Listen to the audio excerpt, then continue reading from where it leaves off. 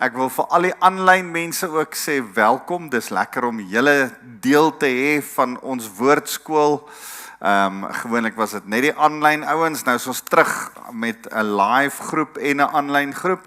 Maar die aanlyn groep, julle is welkom om deel te wees en nog steeds vir ons op WhatsApp, op daai WhatsApp groep wat ons het, kommentare te lewer, vrae te vra, iets te sê. En selfs voorstelle te maak, wat julle dink dalk kan werk. Ons groei so saam deur hierdie hele proses van wat werk en wat werk nie. Goed, kom ons begin deur saam te bid. Here, dankie dat U die koning is en Elimelech se naam. God is koning. Here, ons wil dit kom proklameer, ons wil dit kom uitbasyn dat U die koning van die konings is en dat dit vir ons lekker is om U te aanbid. En Here, dat hierdie boek van Rut eintlik soos 'n evangelie vir ons is. Ons sien die genade, die goedheid, ons sien die brood van die lewe as 'n tema reg deur hierdie boek. Ons sien, Here, dat U die een is wat vir ons genade op genade kom gee. Dankie Jesus. Amen. Theo, as jy laat kom, sit jy heel voor. Welkom. Is lekker om jou hier te hê. Nou goed, ons sê vir mekaar vinnig die tyd wat hierdie gebeur het, ons weet is in die tyd van die rigters, so min of meer 1450 jaar tot 1000 voor Christus was, kan ons dit min of meer inskat. Dawid was so in 1050 voor Christus, so as hierdie sy ouma grootjie was, kan dit dalk hier by 1100 voor Christus gewees het. Dit sou 'n goeie skatting wees van wanneer hierdie boek min of meer geskryf is. As hierdie die rigterstyd is dit min of meer in die tyd wat dit geskryf is. Boas natuurlik so in die begin van die rigterstyd gewees. So is baie moeilik om te bepaal wanneer die boek presies was, maar waar hy vandaan kom, as ons net vinnig kyk na die See van Galilea,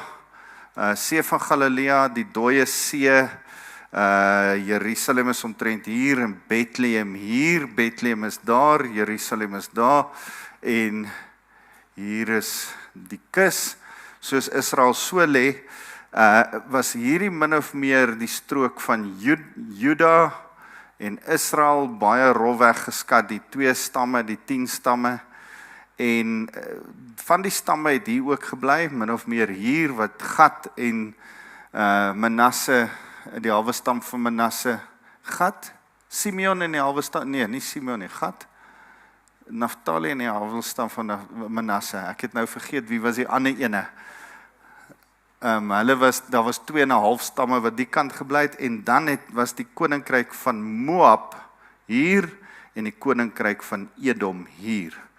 So hier kom die golf van Arabië in. So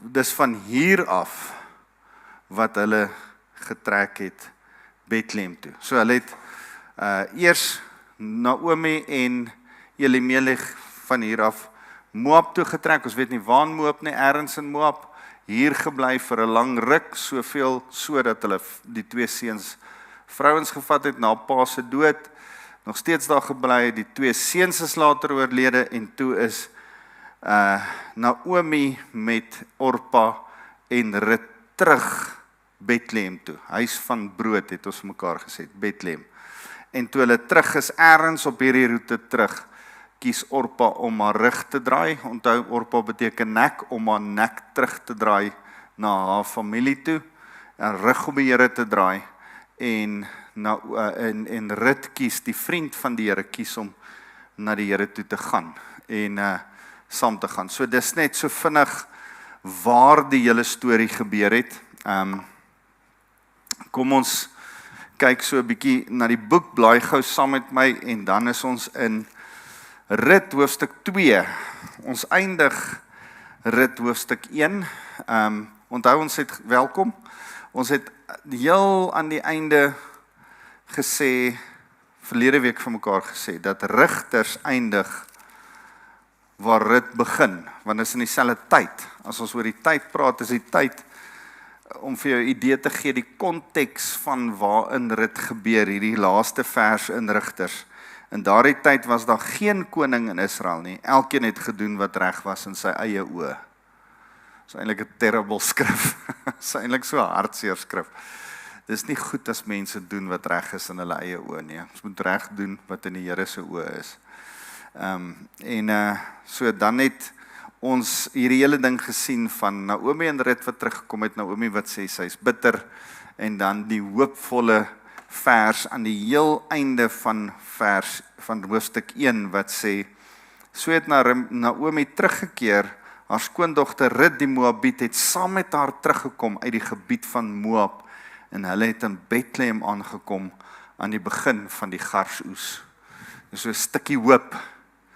Daar's weer oes in Bethlehem. Daar's 'n garsoes in Bethlehem. Daar's iets wat gaan gebeur.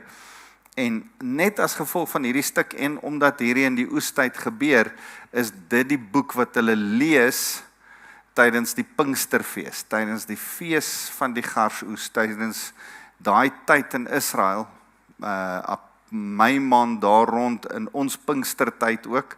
Onthou, dan sit by ons sterk herfs, dan sit by hulle goeie lengte, en dan lees hulle hierdie boek, die Jode nog steeds vandag nog. So ons lees vanaf vers 1. Naomi het aan haar man se kant 'n familielid gehad, 'n vermoënde man uit die geslag van Elimelech met die naam Boas. Rut die Moabiet het van Naomi gesê, maar kom ons stop eers gou.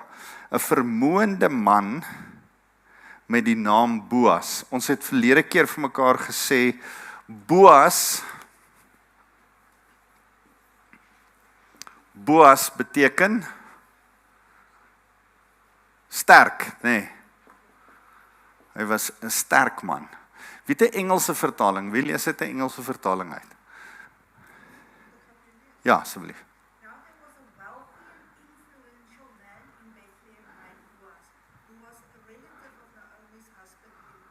A wealthy and influential man. Wat sê, weet jy, ESV daar, wat?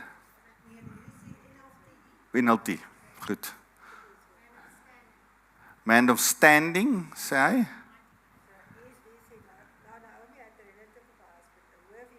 A worthy man, goed. Mighty man, wat sê vertaling het jy? King James. Is seker New King James. Okay, Old King James. So, a mighty man of valor. Het julle al gehoor in die Bybel praat hulle van mighty men of valor. Dis die terme wat hulle hier gebruik. Dis dieselfde woorde wat hulle gebruik. So, ek wil jou huiswerk gee. Gaan lees 'n bietjie in die Bybel. Wie was mighty men of valor? Abishai. My favorite een, Benaiah, the man who climbed into a pit on a snowy day and to kill a lion. Daai maak my altyd, en dan dink ek, wie klim in 'n put in om 'n leeu te gaan doodmaak as dit sneeu? So daai is altyd vir my, dis een van die mighty men of valor. Dawid het 30 men of valor gehad. Ja, 3 wat naby was, ja.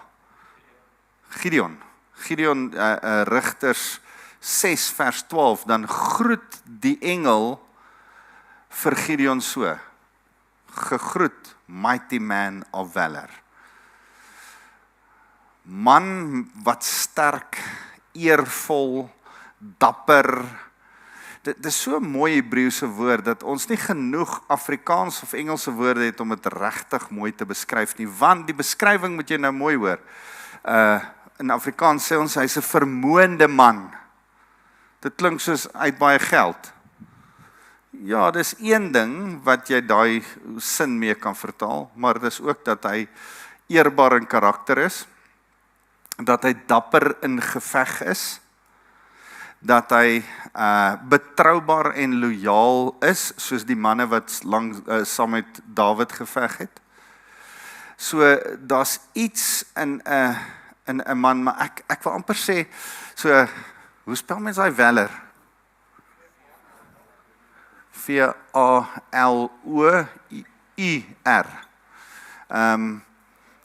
Vir my is dit karakter, nee. Karakter, soos 'n ridder van ouds. Dis die prentjie wat jy kry. Wat die Bybel eintlik doen is, dit set hom op as die hero. En dit is wat hy is, nee. So hulle maak hom hierdie hero in die storie, sommer dadelik sit hulle, hy's 'n mighty man of valor. Nou kan ons sê, in hierdie konteks is daar nie 'n geveg nie, daar's nie oorlog nie, en daarom vertaal die Afrikaans dit met 'n vermoënde man, om hom in die konteks te vertaal, want dit gaan eintlik oor sy rykdom. Maar in die konteks van die geskiedenis, in die konteks van hoofstuk 1, in die dae van die rigters, en die feit dat ons vir mekaar gesê het, Boas se ma was, kan julle onthou wie was sy ma?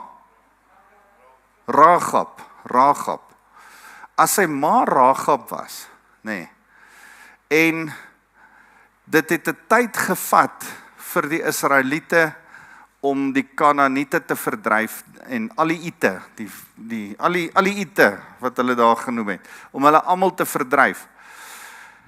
Die Jebusiete het in Jerusalem gebly, en die Ammoniete en die Amoriete, en ek dink daar was Ferisiete, en daar was 'n klomp verskillende ite, en nou moet hulle verdryf word. Dan is dit heel moontlik dat Boas een van die manne was wat ook geveg het later in die geveg, want sy pa was een van die voorste vegters, hy was immers 'n spioen wat aanvanklik een van die 2 spioene was wat die land gaan verken het. So heel moontlik was hy sterk en dapper. Goed. So ek dink al hierdie goed gee vir jou 'n prentjie, die feit dat hy van die stam van Juda afgekom het. Ek wil hê, ek dink net nou daaraan, as jy die prentjie kyk, nee, Naomi wat aangenaam was, het gebly in die land Juda, prys, in die dorp Bethlehem, huis van brood. Sy het niks gehad om oor te worry nie. En dan is daar hongersnood en dan waai sy. Dan vertrou sy nie die roeping wat die Here, die plek en die dorp en die visie en die plan het waarmee hy die plek roep nie. Huis van brood, lofprysing, Israel, prins van die Here, Naomi, jy gaan aangenaam hier wees. Dan gaan sy weg. En deel van haar repentance het ons laasweek vir mekaar gesê, is dat sy besef, voor ek het onaangename goed gekies, noem my Mara. Sy steek het nie weggemaak asof er niks is nie. Sy kom in repentance terug. Nou dieselfde vir Boas. Hy is Boas, die aangename, sterk, dapper, man of valor, wat seun van Ragab is, ook 'n vreemdeling. So hy weet wat dit is om 'n vreemdeling se kind te wees. So en dan kom hy's ryk, dit gaan met hom goed. Ons kom agter uit die hele storie uit, hy het plase, hy het mense wat vir hom werk, hy behandel die mense wat vir hom werk goed. Ons gaan nou 'n bietjie dit sien in die skrif, maar hy is ook van die huis van brood. Maar as ek nou op 'n plek wil boer, dan is Bethlehem 'n goeie plek om te boer. Of dit nou in die Vrystaat is of in Israel. Enigeen van julle wat van Bethlehem afkom. Is 'n goeie plek om te boer. Mielies, koring, dit groei daar, want die plek se naam is die huis van brood. So, Naomi het aan haar man se kant 'n familielid gehad, 'n vermoënde man uit die geslag van Elimelech met die naam Boas. Rut, so, by the way, tussen hakkies, sit dit daar, kom ons gaan aan met die storie. So, net as 'n hoofopskrif, daar's 'n man met die naam Boas. OK, nou gaan ons jou die res van die storie vertel. Hoor, jy kom, is jy besig om oor Boas te praat? Wag, julle sal sien. Maar net, sit dit op, dit het nog niks met die storie uit te waai nie, maar hou so lank in gedagte, daar is 'n losser in Bethlehem. En ons gaan nog oor die term losser praat, ek dink nie ons gaan vandag daarby uitkom nie. Maar daar's 'n man met die naam Boas. Rut die Moabiet het vir Naomi gesê, kan ek maar na die lande toe gaan en by die gerwe agter iemand wat my goedgesind sal wees, gaan are optel. Gaan maar my dogter, het Naomi haar geantwoord, sy het toe gegaan, geloop en gaan are optel. Nou in my vertaling staan daar net, sy het toe geloop en gaan are optel. In die oorspronklike Hebreëus staan daar, sy het gegaan, sy het geloop, sy het gaan are optel. So, sy vra toestemming, daar's 'n nederigheid by haar. Hoor jy, ma, ek gaan nou kos vir ons soek. Is dit reg? En Naomi sê, ja. Maar wat julle ook hier moet besef is, Naomi is nog jonk genoeg, as jy die konteks van hierdie hele ding sien, sy is 'n weduwee en sy is jonk genoeg om ook nog te gaan are optel. Maar sy gaan nie. En ons word nie verduidelik hoekom nie. En dalk lê die antwoord in die bitterheid, in depressie, in skaam, vir die res van die omgewing, in, ek weet nie hoe gaan ek my gesig weer wys, ek het 'n fout gemaak. Gaan jy? Dis mooi dat die inisiatief van Rut se kant afkom. En ek wil hê julle moet dit sien, want dit wys deel van Rut se karakter. Dis nie Naomi wat vir Rut beveel om te gaan nie. Dis Rut wat iets verstaan. Rut wat verstaan, blaai gou saam met my na Levitikus 19 vers 9 toe. Rut verstaan die hele proses van arme mense, hoe dit werk. En sy kliek, Rut is nou deel van hierdie nuwe volk.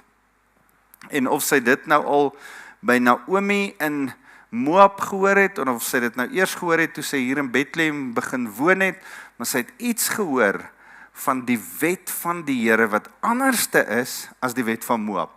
Ouens, die Moabiete en Aliite en die Assiriërs en die Babyloniërs het vreemdelinge heeltemal anders te behandel as wat die Jode vreemdelinge behandel het. En ons sien so 'n bietjie 'n getuienis daarvan as jy na die Arabiese godsdiens kyk wat ontwikkel het in Islam.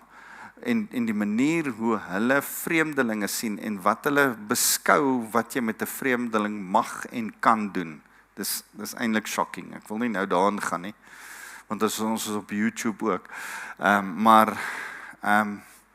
Is eintlik so jammer. Nou kom Judaïsme en dan is dit 'n vars bries aan die ander kant dat vreemdelinge moet goed behandel word op verskillende maniere, sê die skrif dit oor en oor.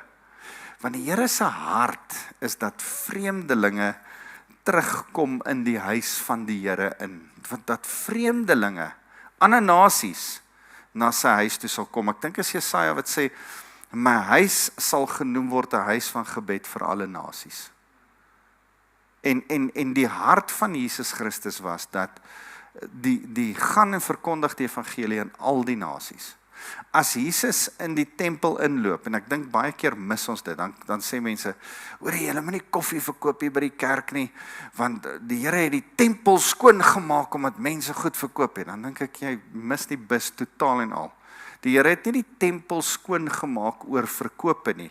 Die Here het die tempel skoon gemaak omdat die plek waar die verkope plaasgevind het, geallokeer was vir die nasies, vir die vreemdelinge. Daar was as jy in die tempel gekom het, 'n court of women en 'n court of Gentiles.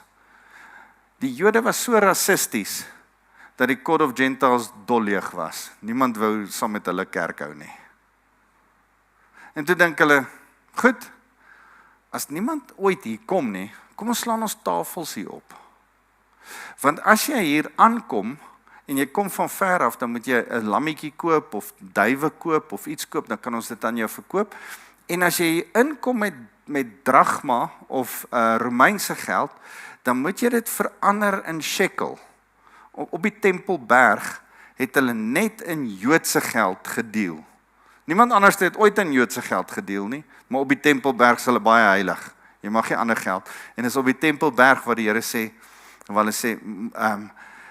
die Here sê vir hulle, bring vir my 'n muntstuk, nie 'n Romeinse muntstuk, moenie vir my 'n shekel bring nie.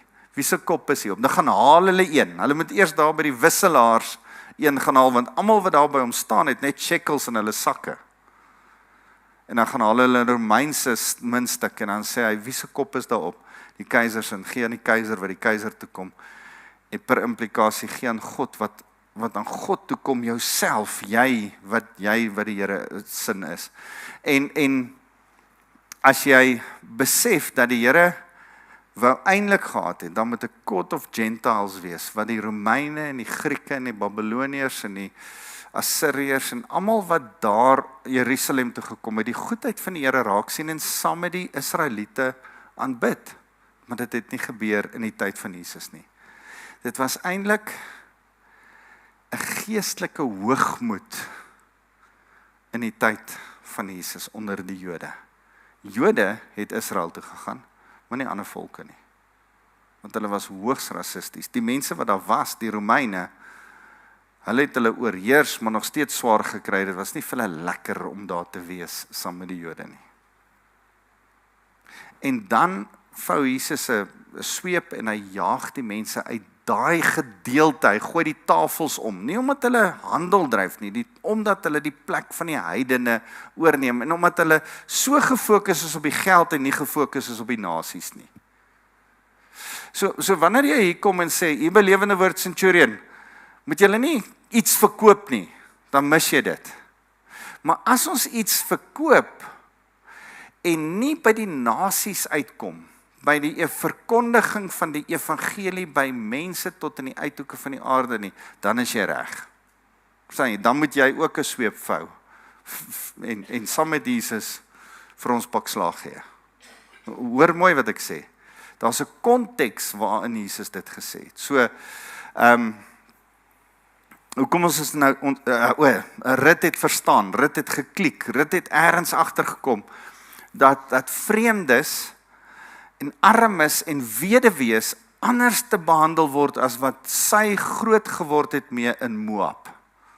In Moab is vrouens, armes, weduwees, vreemdelinge opgetrap, maar nie in Israel nie. Nou hoor sy hierdie stories, nou sien sy hierdie goed, en daarom vra sy vir Naomi, hoorie, kan ek maar gaan, en soos wat die wet sê, vreemdelinge kan gaan loop in die lande, en gaan optel. Lees gou saam met my, Levitikus 19 vers 9, wanneer julle die graanoes van julle grond insamel, mag jy nie die kant van jou land afoes nie, en die oesreste mag jy nie optel nie. Die kant van jou oeste mag jy nie afoes nie. Ek het nou vir baie lank in Delmas gebly en die boere het spulpunte.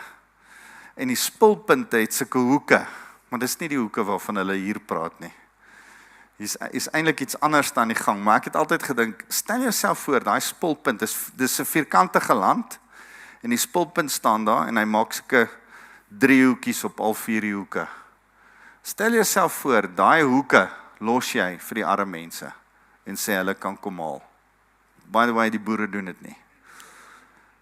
Ek is so gefrustreerd, ek dink, hoorie, hou by die beginsel, probeer dit doen, nooi mense om daai te oes. Gee daai oes vir iemand wat dit nodig het, vir 'n kinderhuis. Sê vir daai oes, die kerk, julle kan dit kom haal. Sê vir daai oes, hoorie, julle wat vir armes kos gee, julle kan daai kom haal. Ek het so 'n bietjie met boere een keer hieroor gepraat, toe het ons 'n rekening begin. Hulle ry mos hulle milies in op 'n nommer, op 'n rekeningnommer na die graansilo's toe. En toe sê ek, kan ons vir die Betsalem huis, ons het vir een van die organisasies waar ons kos gegee het, toe 'n rekeningnommer begin, en ek het met van die jong boere gepraat en gesê, vat jou gedeelte van jou oes, en dan ry jy dit in op ons nommer. Eens en voordat ons weet, het ons meer milies gehad, dis wat ons kon uitdeel, en dit was eintlik wonderlik. En wat ons dan gedoen het, ons het dit so 'n paar maal gedoen, ek het met 25 pastore gesit in Botleng, en dan sê ek vir hulle, gee vir my die julle 10 armste gesinne. Elke pastoor mag hê 10 armste gesinne vir my gegee. Dan het ons 250 gesinne gehad. Dan nooi ons al daai gesinne. Slap bang in die middel van 'n weksdag, want hulle het nie werk nie. En dan het ons sakke meel gaan trek van die silo's af. En dan het ons die sakke meel daar gehad. En dan het ons vir hulle meel gegee, dan het ons ander skenkings gekry, en dan preek ons die evangelie, lei hulle na die Here toe, doen deliverance, daar demone gemanifesteer, want dis arme mense wat in snaakse goed vasgeval het. Dis 'n harde dag se werk, en dan in die einde dan gee ons vir hulle meel, en dan stap hulle met meel en olie en suiker daar weg, en dis altyd so 'n lekker oorwinning, om te sien hoe arme mense kos kry, maar die evangelie eers te kry. Ons het so 1 of 2 maal die burgemeester ook genooi, en dan staan hy by elkeen vir 'n foto, asof hy die goed gee, maar hy gee niks by dit nie. So, das in praktyk kan ons nog steeds hierdie van toepassing maak. Of jy nou boer, en of jy nou 'n besigheid het, kan jy nog steeds jou hoeke van jou lande vir die armes gee.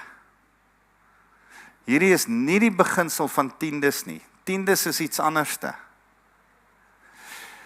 Partykeer dink ek, offers is wat jy kerk toe bring om vir die Here simbolies te wys, dit wat ek Sondag gesê het. Here, ek gee van myself vir U.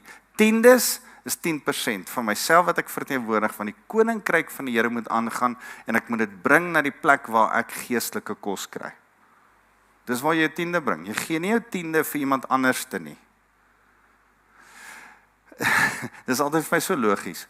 Jy gaan haal nie al jou Kentucky, plaas jou order by Kentucky, kry al jou kos, dan sê jy vir hulle, "Shop, baie dankie, ek gaan gou vir Nando's betaal nie." Stel jouself jy doen dit. En soos die kerk is, laat ons toe dat jy dit maar doen.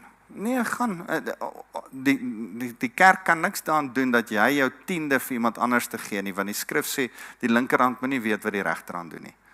So as ek KFC vir jou KFC gee, maar jy gaan betaal by Nando's, jy gaan besluit, nee wag, ek gee my tiende vir daai organisasietjie, want hulle kry eintlik swaar, of vir my ma, want sy het eintlik geld nodig, of vir daai kerk, want ek like hulle nogal, ek gaan nooit soontoe nie, maar ek like hulle, ek gaan vir hulle gee. Stel jouself voor, jy het 'n Nando's en 'n KFC en jy doen dit, jy hou aan, al KFC se kos opeet, maar jy betaal vir Nando's. Wat gaan word van KFC as almal dit doen? Gaan bankrot speel, gaan sy deure toemaak. Maar ek love KFC, dis waar ek my kos kry, ek kan nie van Nando's nie. Wel, jy gaan dan help dat die ding toemaak. Verstaan? En dis wat ek vir mense wil sê, is, hoorie, daar's 'n beginsel van die Here, betaal jou tiende, dan daar waar jy kos kry.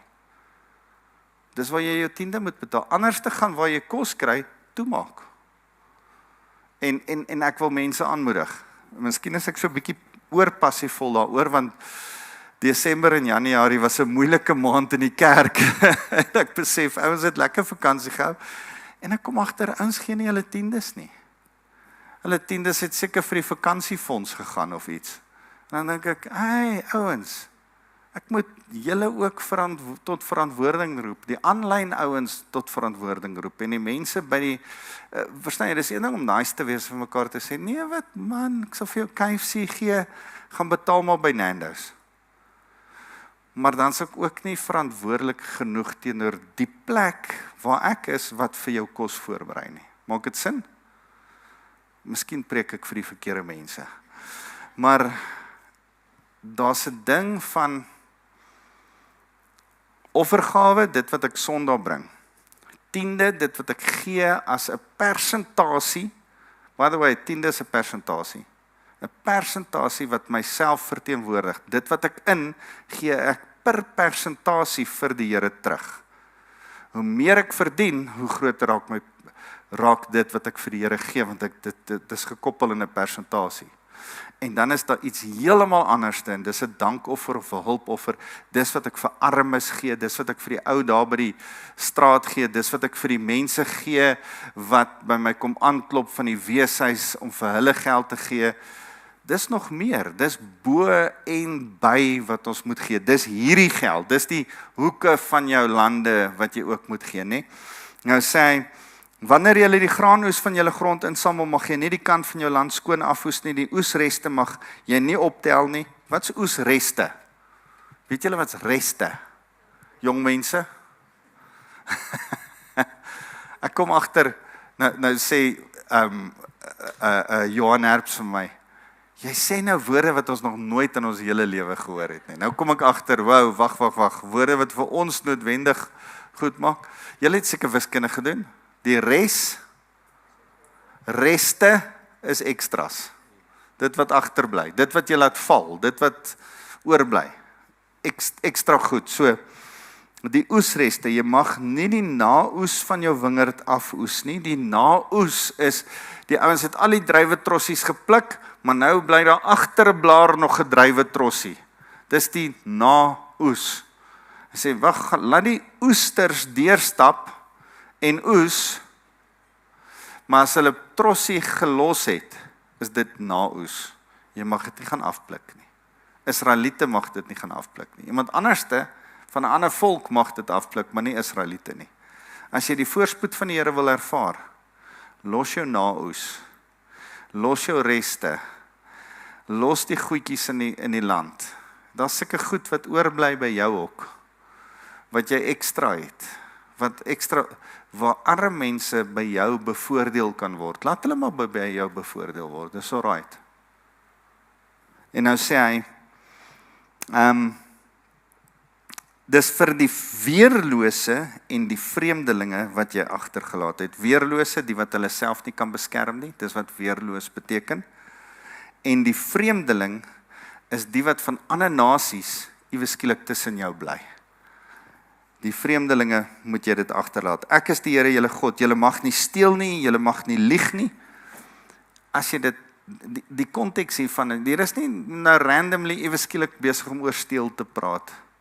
Is besig om vir jou te sê, hey, as jy nie hierdie doen nie, is jy besig om van my te steel. Ergens in Spreuke sê hy, as die wat vir arme mense geld gee, leen aan die Here. Maar as jy jou hand toe is op hierdie manier, steel jy eintlik.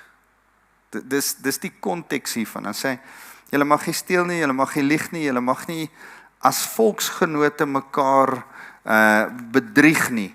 Julle mag nie in my naam 'n vals eed aflê en so die naam van julle God ontheilig nie. Ek is die Here, jy mag nie jou naaste uitbuit en beroof nie. Jy mag nie die loon van 'n dagloner deur die nag by jou hou tot die oggend nie. Dit is baie interessant. As jy 'n dagloner het wat vir jou werk, betaal hom daai dag nog. Hy moet 10 sy taxi betaal om terug te ry huis toe. Wees genadig in jou hart met hom. Jy mag nie 'n dowe vervloek nie en voor 'n blinde nie 'n struikelblok lê nie. Jy mag nie simpel grappe maak met mense wat hulle self nie kan help nie. Moenie dowe mense spot en blinde mense spot nie. Dis nog 'n mooi stuk van om die weerloses te beskerm. Beskerm jy hulle, moet hulle nie bespot nie. Nou sê hy, jy moet vir jou God ontzag hê, ek is die Here. Jy mag nie onreg pleeg in die regspraak nie. Jy mag nie partydig wees vir die armes of voorkeur gee aan die belangrikes nie. Yes, ouens, hierdie is 'n beginsel wat Jakobus herhaal in die Nuwe Testament, dat as iemand in die kerk inkom en hy het fancy klere aan, mag jy nie vir hom 'n spesiale sitplek gee nie. Jy moet nie die armes en die rykes van mekaar skei nie. Nou het ek pelle wat in die bediening is, dan sê hulle, nee, hulle hou dop wie gee wat se tiende, en dan kry jy ekstra tyd met die pastoor. Sê ek, dit is onskriftuurlik. Hoe kom jy daarby uit? Nee, hierdie ouens het nie tyd om altyd, so ons gee 'n bietjie ekstra. Nee, daar's 'n ander motivering hoekom jy ekstra tyd gee aan die ou wat ekstra geld gee. Jy is eintlik geldgierig. Die skrif sê jy mag nie onderskeid maak nie. So, oordeel jou volksgenoot regverdig. Jy mag nie 'n kwaadstoker tussen jou mense rondgaan nie. Jy mag nie jou medemense lewe in gevaar stel nie. Ek is die Here. Jy mag nie jou broer in jou hart haat nie. Wys jou volksgenoot openhartig tereg. Jy mag nie 'n misstap teen hom bly hou nie. En jy mag nie haatdraand wees en 'n wrok koester teen die kinders van jou volk nie. Die Nuwe Testamentiese goed het hier uit ontwikkel van moenie Hebreërs 12 'n wortel van bitterheid in jou hart toelaat nie, nê? Dis als wonderlike beginsels wat die fondasie lê vir Nuwe Testamentiese beginsels. En dan kom hierdie mooi woorde waarmee ek hierdie stukkie wil afsluit. Hy sê jy moet jou naaste lief hê soos jouself. Ek is die Here. Jesus quote hierdie stuk jy moet jou naaste lief hê soos jouself. Jesus is besig om dit aan te haal in die konteks. So, Rut weet hierdie skrif. Sy weet van hierdie. En sy herroep hierdie skrif as sy vir Naomi gaan vra, mag ek gaan en gaan are optel? Dan bedoel sy dit. Ek weet daar gaan iemand wees wat 'n goeie Jood is en so 'n bietjie are agterlos en dit nie gaan optel nie die naoes gaan haal nie. Kan ek maar gaan loop, Naomi, agter hulle aan en gaan optel? En sy sê, gaan. En dan gaan sy en sy gaan tel op. En ek wil net hier weer my plek hou, en dan sê hy, sy het toe geloop en gaan are optel in die lande agter die snyers, en dit was toevallig so. Hier is eintlik so 'n mooi woord, mikerei karei. Met kans was die kans dat sy gegaan het. Sy was gelukkig dat sy per ongeluk daar aangekom het en toe was dit Boas se land. Die hele gedeelte, die hele boek van Rut is hierdie gedeelte van en toevallig het dit gebeur. En so per ongeluk het hierdie en hierdie by mekaar uitgekom. Ons gaan dit reg deur Rut lees. En dan sien ons die Here se hand, se soewereine hand daarin.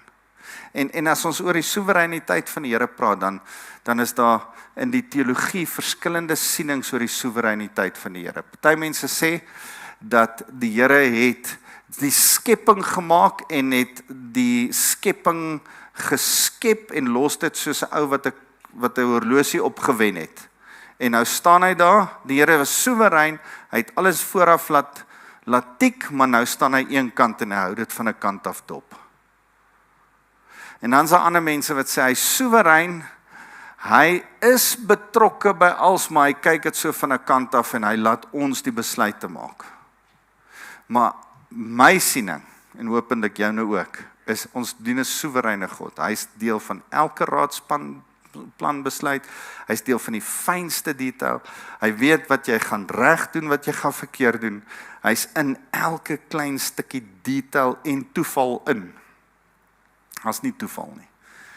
Daai wat iemand sê van toevallig, dis wat toevallig vandaan kom. Die Here is in elke ding, hy beplan dit haarfyn, hy het 'n strategie, hy's besig met jou.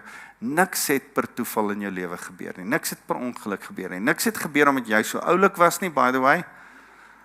Dit was die Heilige Gees. Dit was die Here se intervensie. Dit was die Here se voorspraak. Die Here se liefde is so sy gesed, sy loving kindness is so deurvleg deur jou hele lewe. En as jy gaan terugkyk, gaan jy dit sien. En as jy miskien swaar gekry het, gaan jy dink, "Sjoe. Okay, waar was hy toe?" En dan gaan jy ook agterkom, hy was toe daar. Dit was vir my so mooi daai ding wat Wynand, daai ou storieetjie wat Wynand Sondag weer gesê het, toe hy begin het met die worship, van as jy swaar kry en kyk weer terug, dan is daar net een stel spore, en dan, as jy moan met die Here, dan sê, ja, dis die tyd wat ek jou gedra het. En dis so waar. So, sy gaan toe, en dit was toe so, dat die deel van die land aan Boas uit die geslag van Elimelech behoort. Boas het juis toevallig daai tyd daar aangekom, terwyl sy daar besig was. En hy groet sy mense, sy snyers, met die woorde, die Here is met julle. En sy snyers groet hom, die Here seën u. Wie van julle kom by die werk aan? Rian, dan groet jy mense wat vir jou werk, die Here is met julle. Dan sê hulle, baas, die Here is met jou ook. Die Here seën jou. Megan, is nie so spiritual hier nie. Ek's nie besig om vir die mense wat hier werk te sê, die Here seën julle, die Here is met julle nie. En dan groet hulle my terug met die Here is met julle. Dit is meer so sin, waar kom jy nou vandaan? So, maar wys dit nie iets moois van Boas se verhouding met die mense wat vir hom gewerk het nie. Daar was 'n mooi goddelike verhouding. dit was 'n mooi band tussen hom en sy werkers. Daar's iets van, hy's 'n goeie baas en die mense is lief vir hom. Daar's 'n goeie band tussen hulle. Ek hou van dit, dat hulle so moet seën. Onthou nou môre as ek in die kantoor inkom, en dis hoe jy my teruggroet. As ek net onthou om die eerste stukkie reg te sê. So, die Here is met julle, die Here seën nie, antwoord hulle hom. Boas vra toe vir sy werker, wat toesig hou oor die snyers. Hy het hulle almal so deurgekyk, en dis deel, nee, daar's nou, as jy die konteks nou verder gaan lees, kom jy agter, daar's manswerkers en vrouewerkers wat vir hom werk, en dan's daar nog ander vreemdelinge wat die naoes optel. So daar's 'n hele span mense, dit is so klein bietjie chaos. Kyk jy so deur almal. En ek dink, hy ken min of meer almal. Dan sien hy, maar daar is 'n vreemde een, toer, daar. Dan roep hy sy voorman en sê hy, wie's daai? Hoor hoe vra hy dit? Hy sê, aan wie behoort hierdie jong vrou? Dis nie baie polities korrek in ons situasie vandag om te sê, aan wie behoort hierdie vrou nie. Maar, onthou wat het ek julle verduidelik van 'n vrou in daardie tyd, 'n volwasse vrou. Was altyd onder die beskerming van haar pa, of haar man, of haar seun. Want daar was nie 'n vrou wat op haar eie gestaan het nie, daar was nie 'n finansiële vermoë, vrouens het nie bankrekeninge gehad, wel, niemand het bankrekeninge gehad, nie, was nie banke nie, maar daar was nie 'n sisteem van die regering se kant af om alleen vrouens te eer en veilig te hou en onder beskerming te hou nie. So 'n vrou het een van 3 keuses gehad. En is nog steeds belangrik. Sy was onder die beskerming van haar pa. Hy het haar, en dis waar ons gebruik vandaan kom, dat die pa stap met die vrou af en gee haar oor. Ek onthou joune. Gee haar oor vir die bruidegom, né? Die pa skud die bruidegom se hand. Want dan sê hy, nou plaas ek hierdie vrou, wat onder my beskerming was, onder jou beskerming. Jy vat die plig van beskerming oor. My pa het gesê, en die troehoodsrekening, my skoonpa. So, okay, so dan, as pa nou sou dood wees, en die man is dood, dan moet daar hopelik 'n seun wees, wat dan kan sorg vir die vrou. Naomi het 2 seuns gehad, Maglon en Kilian, siek en swak. Hulle is toe ook gesterf, nou het sy niemand meer om vir haar te sorg nie, en dis die posisie waarin sy was. En as hy sê, aan wie behoort sy, is dit die taalgebruik. Is sy onder die autoriteit van haar pa? Is sy nog 'n maagd wat nog nie getroud was nie? Is sy 'n jong dame wat onder die autoriteit van haar pa is? Ek dink hy kon sien, sy's nie meer jonk nie. Of is sy onder die autoriteit van haar man? Wat 'n probleem veroorsaak. As hierdie ouderdom vrou onder die autoriteit van haar man koringare optel, waar's haar man? Hey, waar's haar man? Okay, maar wag 'n bietjie. Dalk het sy 'n seun onder wie sy autoriteit sy is. Maar sonder autoriteit is hierdie vrou eintlik in gevaar. Dis wat in 'n goeie man se kop aangaan. Aan wie behoort hierdie vrou? Jy moet nie die polities verkeerde prentjie raak sien nie, jy moet die kompassie hart raak sien. Aan wie behoort hierdie vrou? Hoorie, aan wie behoort hierdie vrou? Wie kyk na haar? Wie beskerm haar? Want daar's nie beskerming. As iemand nie opgestaan het vir 'n vrou in daardie tyd nie, het mans van verskillende nasies gemors met daai vrou en gemaak. Ouens, dit was 'n rowwe era. Elkeen het gemaak wat hy goed gedink het in sy eie oë. As jy Rigters gaan lees, dan sien jy wat het hulle met vrouens gemaak. Dis terrible wat in Rigters gebeur het. En daarom in die konteks van daai Rigters tyd, vra Boas, aan wie behoort hierdie vrou? Onder wie se vaandel, vleuel, beskerming val sy? Wie cover haar. Ek wil hê jy moet dit onthou. Wie maak haar toe? Onder sy vaandels, onder sy vleuels, onder sy vlerke. Ek gaan nog hieroor praat. As 'n Joodse paartjie trou, dan gaan staan hulle saam onder hierdie talit om te sê, ons is onder die vleuels van die Here, maar hierdie vrou wat ek mee trou, net mans het prayer shawls gedra, 'n talit gedra. En dan het hy sy vrou onder sy gebeds doek ingenooi om te sê, ons is nou geestelik een. Jy kom staan saam met my onder my kanaf, onder my canopy, onder my doek, waaronder ek staan onder die beskerming van die Here. Goed, nou sê hy, aan wie behoort hierdie jong vrou? Die werker wat toesig hou oor die sneiers antwoord hom, sy is 'n jong vrou uit Moab, wat saam met Naomi uit die gebied van Moab teruggekom het. Van julle vertaling sê, dis die vrou wat, en dan klink dit asof, man, dis waaroor almal praat. Dis die kinderstorie, luite storie in die dorp. Almal weet hierdie ding van Naomi, aangenaam wat nou uiteindelik teruggekeer het van Moab af. Die skande. Sy het nou selfs 'n vreemdeling as skoondogter hier aangebring. En dis hierdie girl.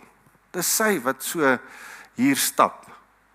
Maar nou is die verslag van hierdie ou so mooi. Nou sê hy, sy is 'n jong vrou uit Moab, sy het my gevra, sê die voorman, sy het my gevra, kan jy weer die toestemming hoor? Sy het my gevra of ek kan kom are optel. Luister, sy het sekerlik Levitikus gelees en verstaan, sy mag, hoekom vra sy? Sy kan. Want sy verstaan, daar's sekere regte wat jy soos 'n voorreg moet hanteer. Mense met karakter beskou nooit 'n voorreg as 'n reg nie. Mense van karakter, kyk julle nou deur. Jy het sekere voorregte. Moet dit nooit as 'n reg vir jouself toeëien nie. Nooit. Nooit. En ek wens ek kan nou so 'n lys van hulle opnoem. Maar moet nooit 'n titel vir jouself toeëien nie. Ek is nie pastoor en jy moet my pastoor noem, want ek het 'n titel. Luister, as jy my pastoor noem, is dit my voorreg, nooit my reg nie. Ek het 'n voorreg om 'n pastoor te wees, nie 'n reg nie. Ek het nie 'n titel van profeet en apostel en ek weet nie wat se titels het alles en hulle tot my skande eis mense dat hulle dit genoem word, anders te beklei hulle met die persoon wat voor hulle staan. En ek dink, hoorie, mis julle die hele hart van die skrif, dat geen voorreg kan 'n reg word nie. En ek dink aan 100 goed so, van, luister, daar's goed wat die Here vir ons gee. Ek's nou besig met my kinders te gesels, en ek's nou spesifiek besig met een ouer paartjie te gesels. Jy maak jou kinders groot, die Bybel sê, ouers sorg vir kinders.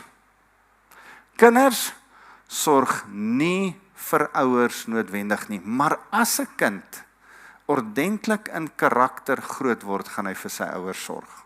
Ouers, dis 'n voorreg, dis nie 'n reg nie. Wanneer 'n ouer sê, my kind beter vir my sorg, ek het al deur universiteit gesit, sê beter vir my sorg, you're missing it. Dan maak jy van 'n voorreg 'n reg. Luister, elke tiener dink dis sy reg dat ma vir hom kos gee. Christel, is ek reg? En luister, as hulle tieners is, kan hulle so dink. They're missing it, dis nog steeds 'n voorreg, dis nie 'n reg nie. Hulle is 'n bietjie moeiliker om te vang. As jy, hoe jonger jy is, hoe moeiliker vang jy die verskil tussen regte en voorregte. Maar wanneer jy ouer word, David, dan is die voorreg dat jou kinders lief is vir jou sorg, jou bystaan. Ek's nou besig met mense te praat oor die versorging in hulle ou dag van wie gaan vir jou sorg? Nee, my kind moet vir my sorg. Ek het baie geld daar en hulle is inspandeer. Nee. Jy kry jou goed agter mekaar, dat jy vir jouself kan sorg as jy in jou ou dag ingaan. Wat hulle vir jou ekstra doen en gee en bysit, is 'n voorreg. Dis nie 'n reg nie. En as jy hier sit, moet jy my mooi in die oë kyk, want ek gaan jou daarop call. Jy kan nie daarop staan en sê, dis my reg nie. Dan is jy arrogant, dan is jy entitled. Dis wat entitled beteken.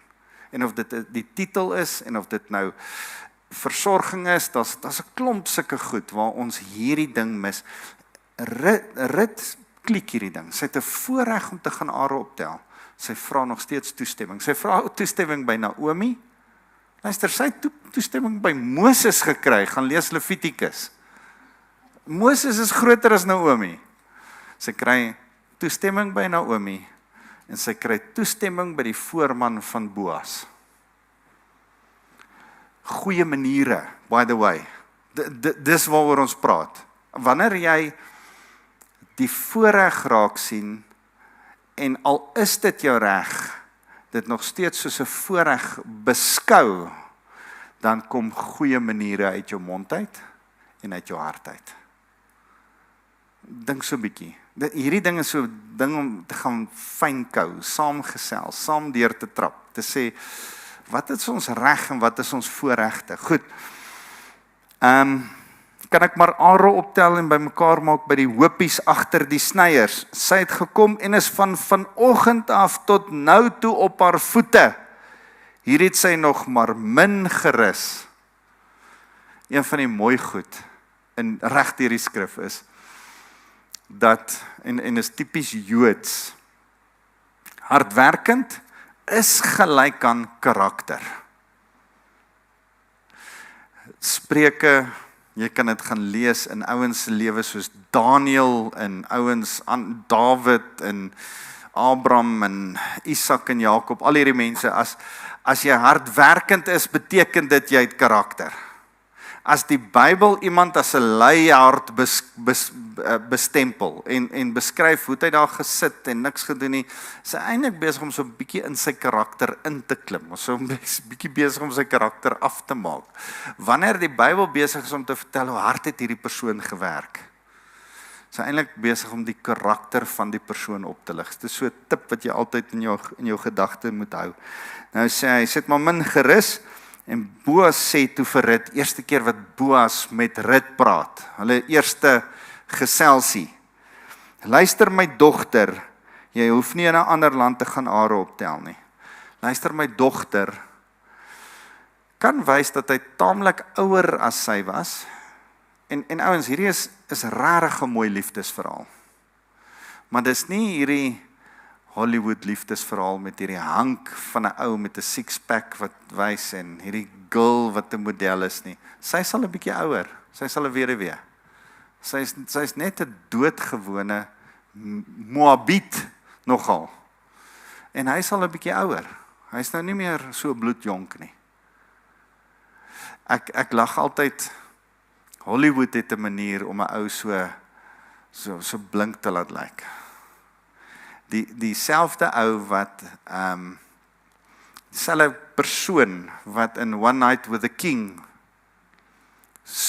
die koning is met die mooi baard. Onthou julle One Night with the King, die van julle wat dit gekyk het. Ahasveros is die ou, as jy die fliek 300 gekyk het, dan is dit die vet ou met so kaal kop met sulke ringe deur wat daar op die troon sit. Selfe ou Ahasveros. Maar in 300 is hy die baddie, want hy maak oorlog, dis die bad koning wat oorlog maak teen die Spartans. In One Night with the King is dit Esther se man, hy is nou baie mooi. En dan dink ek, hulle kan ons so 'n rad voor die oë draai.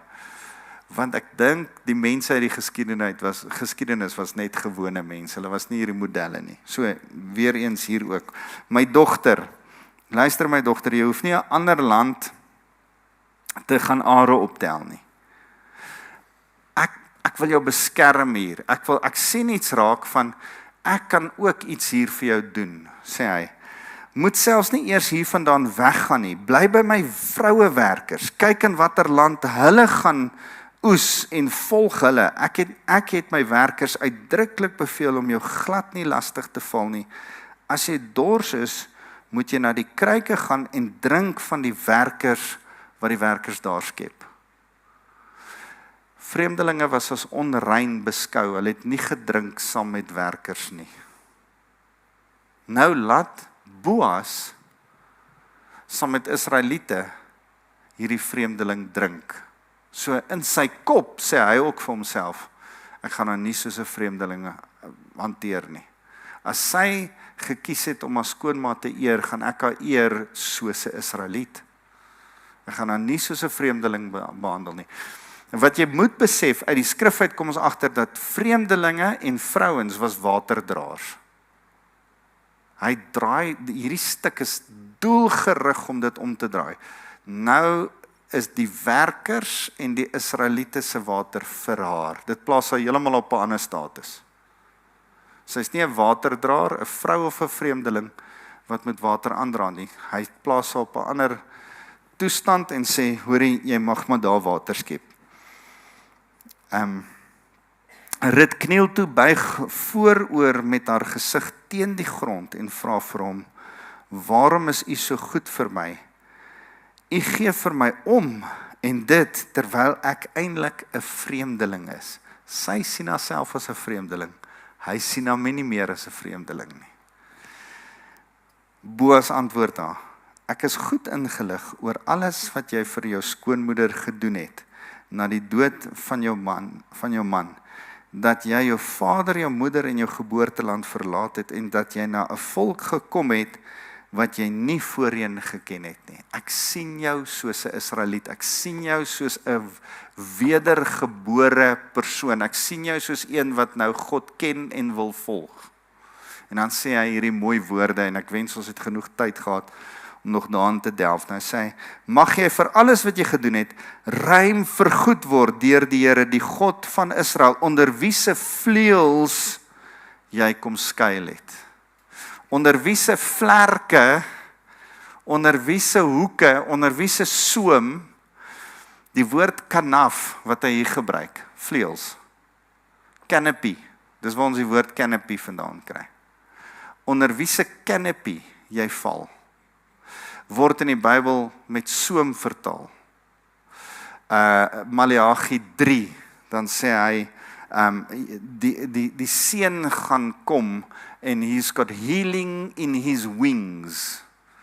En dis 'n mooi storie van die vrou wat aan die Here se tossels kom raak, die vrou wat aan bloedvloeiing ly. Ek het dit hier neergeskryf, gaan lees Markus 15 vers 38 tot 41. Daai vrou vat aan sy soem, want sy verstaan Maleagi 4 vers 2, dat die Here genesing in sy vlerke het. Want die Israeliete het geglo dat hulle onder die vlerke van die Here geskuil het. Simbolies in die allerheiligste is daar 2 engele wat se vlerke so aan mekaar raak. Die engele se vlerke is so groot dat hierdie perfekte square waarin die ark van die verbond staan, raak die engele se vlerke aan die dak en aan die kant. Dis massief groot. En in die Jode wat net die storie by die hoëpriester hoor, wat het nog nooit self gesien het nie, want hulle mag nie in die allerheiligste ingaan nie, die hoëpriester mag eenmal 'n jaar daar ingaan. Hulle weet, hierdie is 'n teken van die Here wat sy arm, sy vlerke oor hulle sprei, sy soem, hy's hulle man, hy's hulle een wat hulle kanaf, wat hulle beskerm, wat sy gebeds altaar so hou. Die Jode staan so, en dan staan 'n Jood so, en dan bid hy so, heen en weer. Jy het dit nou al 'n klomp kere gesien, daar by die klaagmuur, en dan laat hulle seentjies altyd hierso staan, sodat die tosseltjie in die seentjie se gesig kan waai. Tosseltjie so, om te herinner, die wet van die Here is in die gesig van elkeen van ons wat die Here aanbid. Dis die simboliek daarvan. die paas wat kinders van kleins af onder hulle canopy inneem, soos wat jy groot word. Maar een of ander stadium, as jy 12 jaar oud is, kry jy jou eie canopy. Jou eie kanaf, jou eie soem, jou eie vlerke. Dit is so mooi, dat Boas haar rit nog onder sy vlerk gaan neem, né? Hy gaan eintlik sy vlerk, sy soem oor haar sprei en oor haar sit. In hoofstuk 3, ons kom nog daarby. Maar die mooi stuk is, hy sê, weet jy wat Rit, ek eer jou, want ek sien, jy het onder die Here se vlerk ingekom, en hy het jou toegevou, en hy hou jou vas.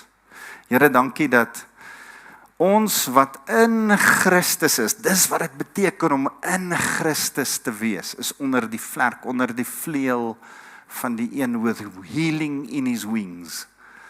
Here, U het ons vrygespreek, skoon gemaak, U is die losser, die Boas in ons lewe, wat U vlerke oor ons kom sprei het. Dankie Jesus. Amen. Dankie julle, sien julle volgende week.